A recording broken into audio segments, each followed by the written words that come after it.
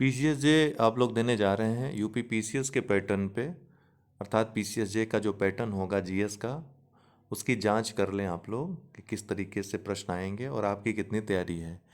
हो सके तो कमेंट बॉक्स में अपने आंसर, हमारे आंसर बताने से पहले आप लोग दीजिएगा।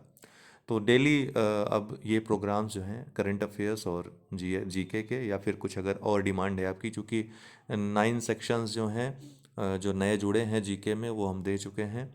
बाकी आप लोगों का जीएस का क्रैश कोर्स में सारी चीज़ें हैं। अभी हम प्रैक्टिस डेली करंट अफेयर्स और इसकी जारी रखेंगे। सूर्य से पृथ्वी की दूरी कितनी है? तो ये दूरी लगभग 149 मिलियन किलोमीटर है। 14 करोड़ 96 लाख ये किलोमीटर पृथ्वी की सूर्य से दूरी है दोस्तों। तो इसका आंसर हो जाएगा डी वाला। कौन सा ग्रह सूर्य की एक बार परिक्रमा करने में 88 दिन लेता है? तो जितने ग्रह, कौन से ग्रह कितने दिन में परिक्रमा करते हैं ये भी याद रखना है। तो ये फिलहाल इसका आंसर बी होगा, बुध। ये सूर्य की सबसे कम समय में परिक्रमा करता है और सूर्य से सबसे नज़दीक का ग्रह भी है। बुध ग्रह 88 दिन में परिक्रमा करता है। भारत का प्रमाणिक देशांतर कितना है? वही प्रमाणिक देशांतर जो भारत के उत्तर प्रदेश राज्य के, जिस राज्य में आप हैं, ये मिर्ज़ापुर या कह सकते हैं इलाहाबाद के पास नैनी नामक स्थान जो है वहाँ से होकर गुजरता है।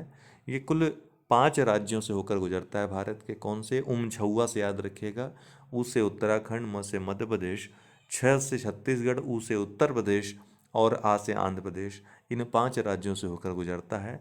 तो ये कौन सा देशांतर है? 82.5 डिग्री, 82.5 या 82 सही 1/2 डिग्री जो है, ये देशांतर भारत का प्रमाणिक देशांतर है, मान्य देशांतर है। ज्वालामुखी निर्मित स्थलाकृति कौन सी है? तो ज्वालामुखी, अच्छा एक बात ध्यान रखिएगा, ये भारत पूर्वी देशांतर में है या पश्चिमी देशांतर में, अगर ये पूछा जाए तो भारत किधर है? पूर्व साइड है ना, तो पूर्वी देशांतर में। ओके। ज्वालामुखी निर्मित स्थलाकृति कौन सी है? तो ज्वालामुखी निर्मित स्थलाकृति दोस्तों काल्डेरा है। दरअसल होता क्या है कि मैग्मा, धरती के अंदर जब चट्टान पिघलती है तो मैग्मा उसको कहते हैं। ये पिघली चट्टान अपनी ऊर्जा के कारण, तरलता के कारण जमीन को फोड़ती हुई बाहर निकलती है। जब इतनी इतनी शक्ति होती है कि जमीन को तोड़ते हुए ये बाहर निकल आती है, तो इसको बाहर निकलते ही क्या कहलाने लगता है? ये ज्वालामुखी प्रक्रिया कहलाने लगती है। इस प्रक्रिया में जो मैग्मा बाहर निकलता है इसी को आप लावा कहते हैं। तो ये जो छिद्र होता है इसको ज्वालामुखी छिद्र कहते हैं। जब ये छिद्र लगातार ज्वालामुखी फटने से बड़ा हो जाता है, इसी को काल्डेरा कहते हैं। तो ये बड़े बड़े छिद्र होते हैं धरती पर जो ज्वालामुखी प्रक्रिया के द्वारा बनते हैं।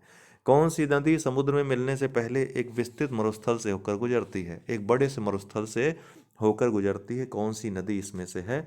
तो इसकी जो, अब आपको ये ध्यान रखना होगा, मिसिसिपी कहाँ बहती है? तो ये अमेरिका में दोस्तों। हुआंगहो कहाँ है? चाइना में। अमेज़न नदी ये दक्षिण अमेरिका में है। कोलोराडो नदी ये दोस्तों ये अमेरिका में है। तो इनमें से कौन सी नदी? तो इसमें दोस्तों कोलोराडो नदी, ये कोलोराडो का पठार जो है, पठार के पास जो रेगिस्तान है वहाँ से, विस्तृत रेगिस्तान से होकर गुजरती है कोलोराडो नदी। कौन सी चट्टान, और बाकी सब मैदानी भागों में बहती हैं। अमेज़न हो गई, मिसिसिपी हो गई, हांगो हो गई, ये मैदानी भागों। अमेज़न के आसपास बहुत गहरे, बहुत घने जंगलों का विकास हुआ है। यहाँ की वनस्पति ये जो वहाँ वहाँ की वनस्पति है विश्वोत्तरीय की वनस्पति है। ठीक है, वहाँ पे अमेज़न के कारण, अमेज़न एक बड़ा फैक्टर है। इतनी बड़ी नदी है, विश्व की सबसे बड़ी नदी है, विश्व की सबसे लंबी नदी नील नदी है जो कि अफ्रीका में बहती है।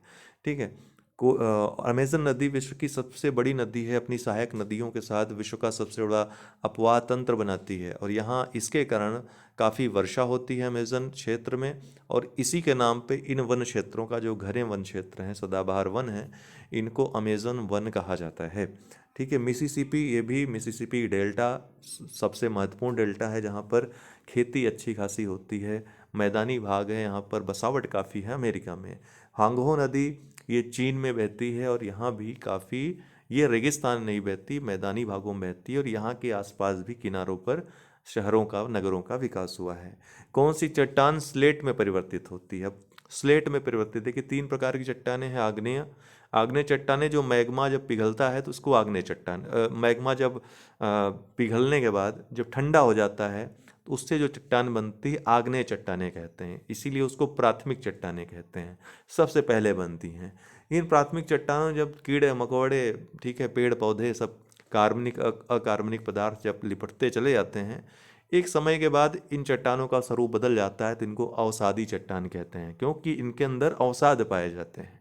इन अवसादी चट्टानों और आग्नेय चट्टानों का जब रासायनिक घिसने फिसने, एक दूसरे से मिलने, विभिन्न प्रकार के तत्वों पदार्थों से मेल के कारण जब परिवर्तन हो जाता है तो उसको रूपांतरित चट्टान कहते हैं। ठीक है, कभी कभी रूपांतरित चट्टान भी रूपांतरण उसका भी हो जाता है रासायनिक और भौतिक प्रदृश्यों। तो ये 3 प्रकार की चट्टानें पाई जाती हैं। जो खनिज वगैरह पाए जाते हैं आपके ना, कोयला वगैरह, तेल वगैरह, ये अवसादी चट्टानों में ही दोस्तों पाए जाते हैं, उसको परतदार चट्टान भी कहते हैं। ठीक है, परत दर परत, अब जैसे कोई आग्नेय चट्टान है, इसमें कोई जीव आकर मर मर गया, ठीक है, उसका अवशेष है, ऊपर से फिर से आग्नेय चट्टान इसमें जम गई, फिर इसी तरह जीव, फिर आग्नेय चट्टान, इस तरह से इनके परतों में खनिज मिलते हैं, ठीक है, अवशेष मिलते हैं, इसीलिए इनको अवसादी चट्टान कहते हैं। इसी में खनिज वगैरह, आपका जो गैस है, तेल है, ये सब इन्हीं चट्टानों में अक्सर प्राप्त होता है। ठीक, तो ये आपको याद रखना है। इसका आंसर क्या हो जाएगा? शैल, डी। ठीक है, शैल जो है ये स्लेट में परिवर्तित हो जाती है। निम्नलिखित में से किन नेताओं का मत था कि लॉर्ड डफरिन ने भारतीय राष्ट्रीय कांग्रेस, इसका हमने आपको लिस्ट दिया हुआ है, वो लिस्ट याद रख लीजिएगा, जो भूगोल का मैंने आपको पीडीएफ दिया है। निम्नलिखित में से किन नेताओं का मत था कि लॉर्ड डफरिन ने भारतीय राष्ट्रीय कांग्रेस को एक सेफ्टी वॉल्व के रूप में देखा? देखिए, डफरिन के दिमाग की उपज तो थी ही कांग्रेस। कांग्रेस को एक सेफ्टी वाल के रूप में क्यों बनाया गया था? क्योंकि 1857 में जो क्रांति हुई थी, अंग्रेज नहीं चाहते थे कि जनता जो है इतनी ज़्यादा आक्रोशित हो और युद्ध डायरेक्ट कर दे, अब अगली बार 1857 जैसी स्थिति न बने, इसके लिए एक सेफ्टी वाल बनवाते हैं जो जनता की इच्छाओं को पढ़ेगी, हमें पहले ही बता देगी, और फिर हम उसी अनुसार थोड़ा थोड़ा करके उनको भीख देते रहेंगे और इस तरह से शांत करते रहेंगे, बड़ा विद्रोह नहीं होने पाएगा। तो बहुत सारी नीतियों में ये भी एक नीति थी। तो किसका ये मानना था, ये कह रहा है, तो लाला लाजपत राय और सीपी दत्त ने अपने लेखों में ये बात कही है। ठीक, तो बी वाला राइट आंसर इसका होगा। अंतर्राष्ट्रीय सौर ऊर्जा सहयोग मंच का मुख्यालय कहाँ अवस्थित है? देखिए, 21वां जो कोप हुआ था, कॉन्फ्रेंस ऑफ पार्टीज का, पेरिस में हुआ था। ठीक है, पेरिस में 2015 में हुआ था। ठीक है, किसका? UNFCCC का, United nation framework convention on climate change का। तो ये जो है यहाँ पर अंतर्राष्ट्रीय सौर ऊर्जा सहयोग मंच का गठन हुआ था। इसका मुख्यालय भारत में हुआ, गुड़गांव में है। अभी इसको गुरुग्राम कहा जाता है, गुड़गांव को। ठीक है, बिहार में गंगा की दक्षिणी सहायक नदियाँ कौन कौन सी हैं? बिहार में गंगा की दक्षिण में जो सहायक नदियाँ हैं, ये ध्यान रखिएगा, दक्षिण साइड जैसे गंगा ये बह रही हैं, तो दक्षिण में आकर जो सहायक नदियां हैं, अर्थात जो दाहिने से मिल रही हैं, इसका कहने का मतलब है ये कौन कौन सी हैं। इस तरफ से नदी मिलेगी तो गंगा इस तरह प्रवाहित हो रही है, तो ये क्या हो जाएगा? बाएं हो जाएगा। तो बाएं का नहीं पूछ रहा है, दाहिने से आने वाली नदियों का पूछ रहा है।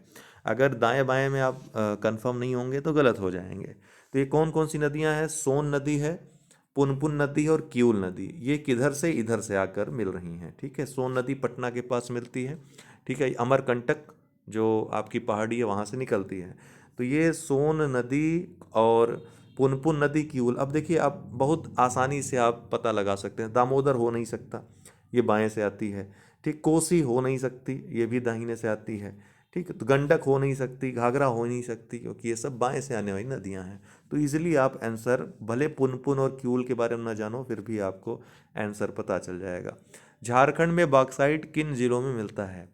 झारखंड की बात कर रहा है, बॉक्साइट कहाँ कहाँ मिलता है? तो ये रांची और पलामू, यहाँ दो स्थानों पर बॉक्साइट मिलता है। बॉक्साइट किसका अयस्क है?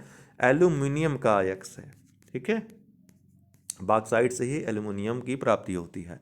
बंद अर्थव्यवस्था वह अर्थव्यवस्था है जिसमें, देखिए, बंद अर्थव्यवस्था और ओपन जो इकोनॉमी है और क्लोज्ड इकोनॉमी, सीधा सा मतलब है आपका घर खुला हुआ है व्यापार करने के लिए, अर्थात बाहरी आकर आपके घर कुछ बेच सकता है और आप जाकर के किसी के घर कुछ बेच सकते हो, इसको क्या कहते हैं, ओपन इकोनॉमी कहते हैं। इसी का ठीक उल्टा होगा, घर के दरवाजे अपने बंद कर दीजिए, न कोई आ पाए न तो आप जा पाओ, तो इसको क्या कहेंगे, क्लोज्ड इकोनॉमी कहेंगे, व्यापार के लिए बंद। तो न तो निर्यात होता है न आयात होता है, ठीक है, पूरी तरीके से बंद अर्थव्यवस्था वह होती है जहाँ पे न तो निर्यात अर्थात न तो निर्गमन होगा वस्तु सेवाओं का और न तो आयात होगा, आगमन होगा। सरकारी आयोग किसके अध्ययन के लिए गठित किया गया था? जो सरकारी आयोग था किसके अध्ययन के लिए था? तो ये केंद्र राज्य संबंध के लिए था, ठीक है, बी वाला राइट आंसर होगा। ठीक। कांग्रेस संगठन की आरंभिक मांगें क्या थी? जो कांग्रेस बना था 1885 में गठन हुआ था, इसकी आरंभिक मांगें क्या थी? तो अधिक संख्या में जनता के प्रतिनिधियों को शामिल करना, ठीक है, जो समितियां जो संगठन बने थे उसमें सख्त अधिनियम की समाप्ति करना, आईसीएस परीक्षा का इंग्लैंड एवं भारत में एक साथ आयोजन, ये तीनों ही प्राथमिक मांगों में जो 10 मांगें थी मुख्य उसमें सम्मिलित थी। तो इसका राइट आंसर हो जाएगा डी।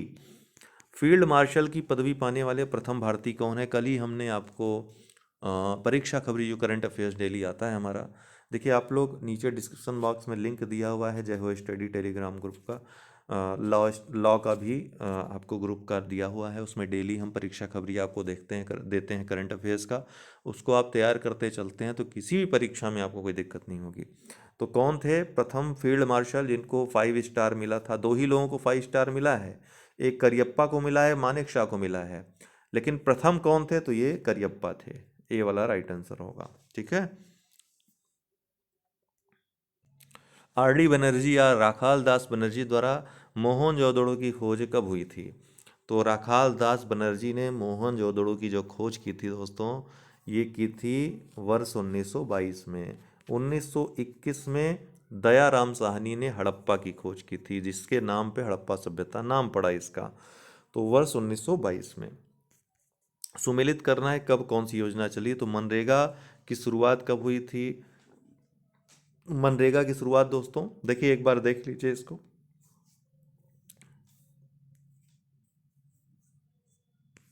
और ऑप्शन भी देख लीजिए।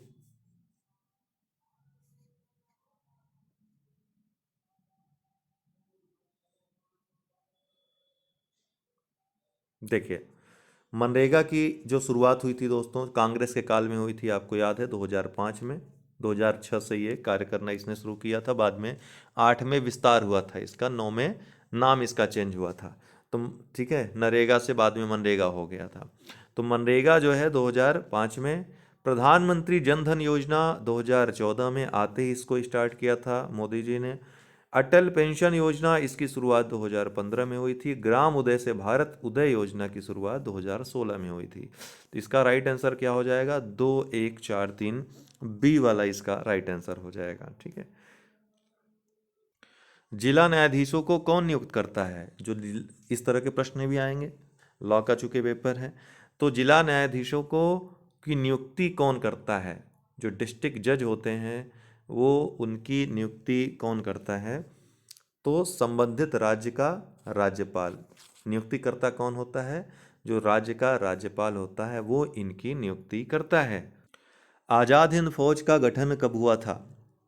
आज़ाद हिंद फौज का गठन कब हुआ था दोस्तों? वर्ष 1942 में हुआ था। कोई अगर बता सकता है कि ये गठन कहाँ पर हुआ था, किस देश में हुआ था? ठीक है, तो आप लोग कमेंट बॉक्स में जब बता सकते हैं। माउंट एवरेस्ट पर पहली बार विजय कब हुई? जो माउंट एवरेस्ट है उस पर पहली बार विजय कब हुई? तो पहली बार विजय मई 1953 में हुई, ठीक है। तेनजिंग, आपको पता है ना, तेनजिंग नोर्गे नेपाली थे, इन्होंने सबसे पहले इसमें विजय प्राप्त की थी। Sherpa Tenzing. Martin Luther king कहाँ के निवासी थे? मार्टिन लूथर किंग कहाँ के निवासी थे? ये कहाँ के थे? यूएसए के थे।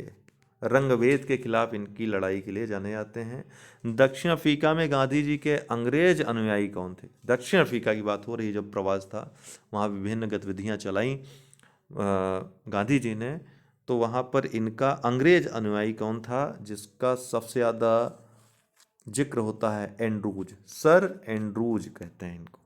जलियांवाला बाग हत्याकांड के समय वायसराय कौन था? भारत का वायसराय कौन था? तो कौन था? चेम्सफोर्ड था। 1919 में कौन था? चेम्सफोर्ड सुधार कब आया था? तो मॉन्टेग्यू चेम्सफोर्ड सुधार, उससे याद रखिएगा। तो बी वाला राइट आंसर। अकबरनामा की रचना किसने की थी? अकबरनामा की रचना अबुल फजल ने की थी। ठीक है, ए वाला राइट आंसर होगा। भारतीय राजनीति में महात्मा गांधी का अवतरण किस आंदोलन से हुआ था? अर्थात पहले आंदोलन की बात कर रहे हैं, ये कौन सा था? तो ये चंपारण सत्याग्रह था। पहला प्रयोग यहाँ पर बिहार के चंपारण में। तो सी वाला राइट आंसर। पोखरण जहां आणविक परीक्षण किए गए किस राज्य में स्थित है? ये तो अक्सर आप सुनते होंगे। कहाँ स्थित है? राजस्थान में स्थित है। ठीक है। किस पुस्तक से वंदे मातरम लिया गया है? किस पुस्तक से वंदे मातरम लिया गया है? तो ये आनंद मठ से, बंकिम चंद्र चटर्जी की पुस्तक है आनंद मठ, वहाँ से लिया गया है। वाल्मीकि ने रामायण की रचना किस भाषा में की थी? तो वाल्मीकि का रामायण अक्सर चर्चा में रहता है, तो ये संस्कृत भाषा में की थी। तुलसीदास ने रामचरितमानस की रचना किस भाषा में की थी, जो वर्तमान में बहस का विषय है? तो ये अवधि में की थी। ठीक है, किसमें की थी? अवधि में की थी। 28 का सी राइट आंसर। जय जवान जय किसान का नारा किसने दिया था? आसान प्रश्न है, लेकिन कभी कभी आसान भी आप लोग गलत कर देते हो। तत्कालीन प्रधानमंत्री लाल बहादुर शास्त्री ने दिया था। नीति आयोग के संबंध में क्या सही है? तो इसकी स्थापना योजना आयोग के स्थान पर की गई है। केंद्रीय वित्त मंत्री इसका प्रमुख होता है, अर्थात अध्यक्ष होता है। तो दूसरा वाला गलत हो जाएगा। इसका अध्यक्ष कौन होता है? प्रधानमंत्री होते हैं। ठीक है, पहला वाला सही है कि योजना आयोग के स्थान पे 1 जनवरी 2015 को नीति आयोग का गठन किया गया। नीति आयोग का फुल फॉर्म क्या है? National institute for transforming India. तो इसका राइट आंसर क्या हो जाएगा? कौन सा सही है? तो केवल पहला सही है। खतरे के संकेत के लिए लाल बत्ती का व्यवहार होता है, क्यों? क्योंकि अब देखिए, खतरे का संकेत, खतरा मतलब आपको कोई चीज सावधान किसी बात के लिए किया जा रहा है तो उस पर जोर दिया जाए। जब किसी को आप सावधान करोगे, थोड़ा भारी भाषा में, भारी लैंग्वेज में करोगे, ताकि उसको उस पर प्रभाव पड़े। तो कोई भी व्यक्ति हो, उसको कोई चीज ऐसी दिखे कि बहुत गहराई से दिखे, उसमें बहुत चमक दिखे, या उसका ध्यान ज़्यादा उस पर जाए, तो वो ऐसी होनी चाहिए जो प्रकाश का बहुत कम प्रकीर्णन करे। तो ऐसी कौन सी किरण है? रेड रेज, लाल है। प्रकाश का कम से कम बिखराव होता है। ठीक है, इसलिए वो गहरी दिखाई पड़ती है। ठीक है, तो गहरा रंग दिखाई पड़ता है लाल। इसीलिए देखिए, इसमें कौन सा आंसर होगा? न्यूनतम बिखराव होता है, बिल्कुल सही है, ए वाला राइट आंसर होगा। इसका न्यूनतम बिखराव होता है, इसलिए लाल बत्ती का खतरे के संकेत के लिए प्रयोग करते हैं। कबूतर किसका प्रतीक है? तो कबूतर को शांति के प्रतीक रूप में ये इस्तेमाल किया जाता है, सी वाला राइट आंसर होगा। बंग भंग आंदोलन से संबंधित निम्नलिखित कथनों में से कौन सा कथन सही है? बंग भंग आंदोलन की बात हो रहा है जब बंगाल का विभाजन हुआ था, तो 1905 में फैसला लिया गया था। तो स्वदेशी बहिष्कार जो आंदोलन चले थे, वो बंग भंग आंदोलन, उससे संबंधित पूछ रहा है कथन। तो 16 अक्टूबर 1905 को जिस दिन विभाजन लागू हुआ था, वह दिन शोक दिवस के रूप में मनाया गया। आंदोलन के दौरान बंगाल नेशनल कॉलेज तथा बंगाल टेक्निकल इंस्टीट्यूट की स्थापना की गई। कड़े विरोध के कारण वर्ष 1911 में सरकार को बंग भंग का आदेश वापस लेना पड़ा। यह निर्णय जॉर्ज पंचम के दिल्ली दरबार, जो कि 1911 में आयोजित हुआ था, जो वर्ष 1912 में लागू हो गया, अर्थात बंग भंग का जो आदेश वापस लिया गया 1912 में वापस हो गया, ये कह रहा है। तो इनमें से कौन से सही है और कौन से गलत कथन है, इसका आपको चुनाव करना है। तो राइट चारों हैं, चारों ही सही हैं। ठीक है, और चारों आपके लिए फैक्ट भी उपलब्ध करा रहे हैं, इसको याद रखिएगा आप। निम्नलिखित में से किस अधिवेशन में नरमपंथी और गर्मपंथी दोनों बहिष्कार के लिए अस्त्रों को पूरे भारत में लागू किया जाए या सिर्फ बंगाल में उलझ पड़े? तो ये सीधे सीधे पूछ रहा है कि कहाँ पर नरमपंथी गर्मपंथी जो विचारधारा है उसमें मारपीट हुई और ये अलग हो गए। ठीक है, कांग्रेस का विभाजन हो गया, ये सीधे सीधे पूछ रहा है। तो ये सूरत अधिवेशन था 1907 का, सी वाला राइट आंसर है। कुर्सियां एक दूसरे के ऊपर लोगों ने उछाल मारी थी इस सम्मेलन में। पश्चिमी घाट के संरक्षण से संबंधित है कौन सा? ये कई बार पूछा जा चुका है पीसीएस में। तो पश्चिमी घाट के संरक्षण से माधव गाडगिल भी संबंधित हैं, कस्तूरी रंगन भी संबंधित हैं। सी वाला इसका राइट आंसर होगा। एक बात ध्यान रखिएगा, अभी जो नई शिक्षा नीति आई है कस्तूरी रंगन की अध्यक्षता में ही बनाई गई थी, इसकी समिति जो है। तो याद रखिएगा। आज के लिए इतना ही, फिर मिलते हैं। बहुत बहुत धन्यवाद।